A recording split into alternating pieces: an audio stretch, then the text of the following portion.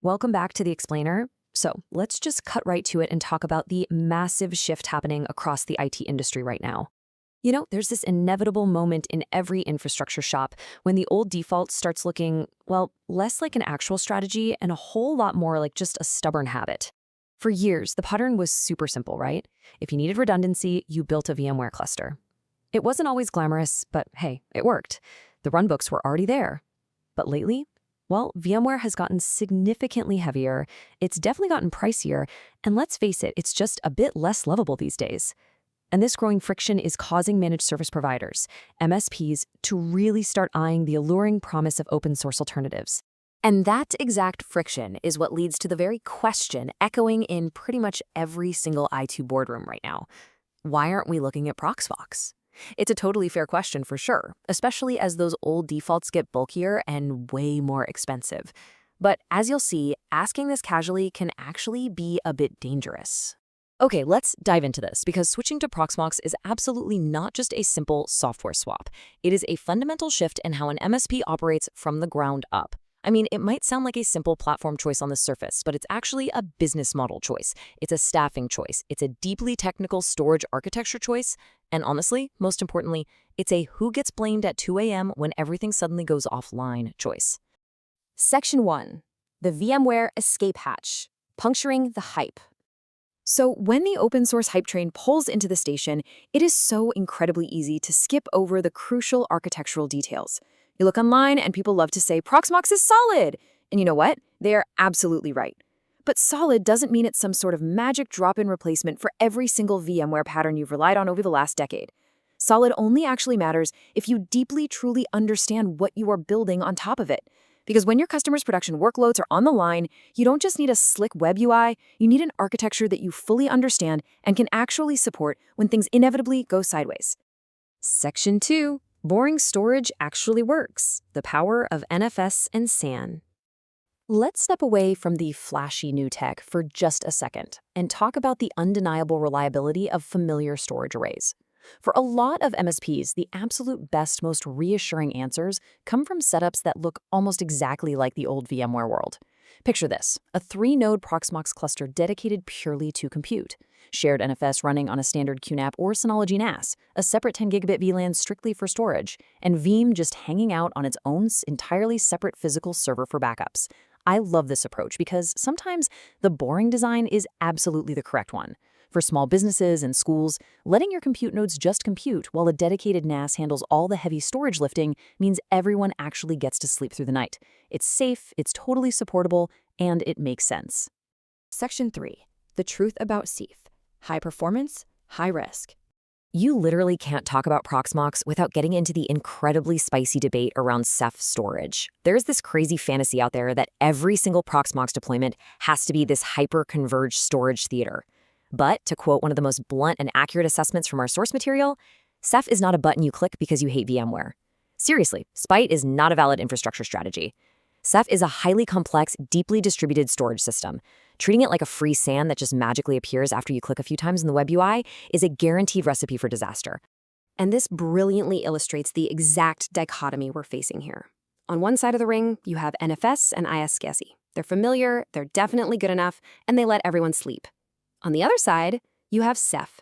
It's fully distributed, it's incredibly flexible, sure, but it demands massive networking and is absolutely punishing if you take a casual approach to sizing. To put that into perspective, let's look at how this directly impacts your physical hardware requirements. If you genuinely want to run Ceph, 10-gigabit networking is merely a starting line.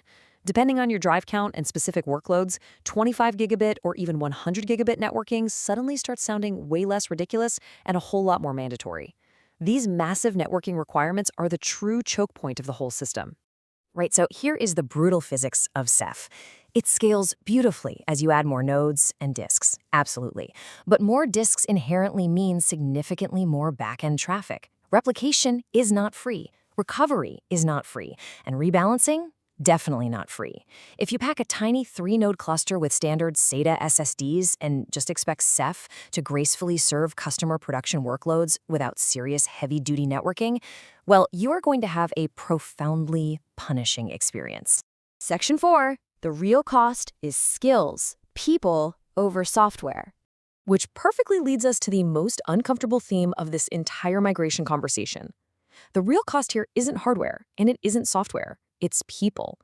Moving to Proxmox ruthlessly exposes the team's limitations with Linux simply because you are dealing with a much, much thinner abstraction layer. Proxmox requires you to be way more hands-on than VMware ever did. Now, that doesn't mean it's hostile, but it does mean that when something eventually breaks, you are suddenly face-to-face with raw Debian. You are directly managing Linux storage daemons. You have to understand deep kernel behavior, command line tools, and figure out how to build a sane sudoers and ACL model from scratch. For IT teams whose entire career has been nicely abstracted away by VMware's highly polished interfaces, this is going to be a harsh, harsh reality check. Because here's the thing you have to remember. License savings do not answer the phone when Ceph starts misbehaving at 2 a.m.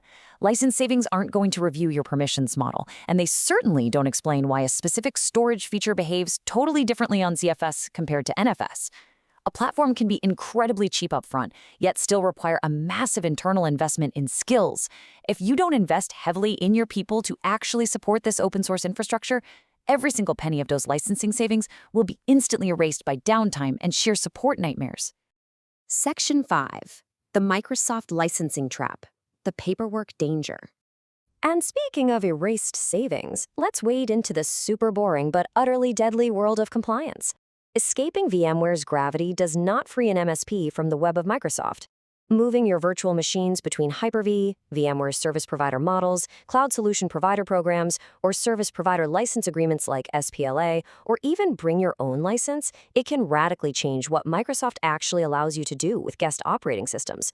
MSPs literally live and die by the paperwork nobody ever wants to read, at least not until an audit makes it incredibly expensive to ignore. I really want this quote to sink in. A clean, technical migration with a sloppy licensing model is a delayed invoice with teeth. Surviving a server crash is great, obviously, but surviving a software audit is just as critical to your business staying alive. You absolutely have to document exactly what you deployed and legally ensure you have the actual rights to run it on your new hypervisor. Section 6. Build a real lab. The weekend ruiner. So how in the world do we navigate all of these hidden traps safely? Easy. We stop theorizing and we start breaking things on purpose. The smart move here is a lab, not a blind leap. And I do not mean a cute little toy lab with a single mini PC sitting on your desk. I mean a grueling, mandatory MSP lab that exactly mirrors your actual customer patterns. You need to be running restore and live migration tests. You need to physically pull the power cords for host and switch failure tests. You must run aggressive upgrade and snapshot behavior tests.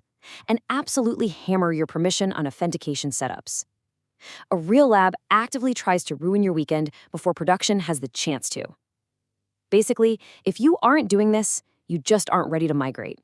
To wrap up this explainer, we really need to redefine what it is we are looking at. Proxmox is infrastructure. It is not a magical escape hatch. It can absolutely work beautifully for MSP clustering, no doubt about it. But the winning designs, they require deep design discipline, brutal honesty about your staff's actual Linux skills, and a true, fundamental understanding of storage. Real infrastructure is never, ever impressed by enthusiasm alone. Which leaves us with one final, absolutely crucial question that you have to ask yourself before your next big IT meeting. Are you adopting a new platform because it truly fits your technical architecture? Are you just running away from your old one?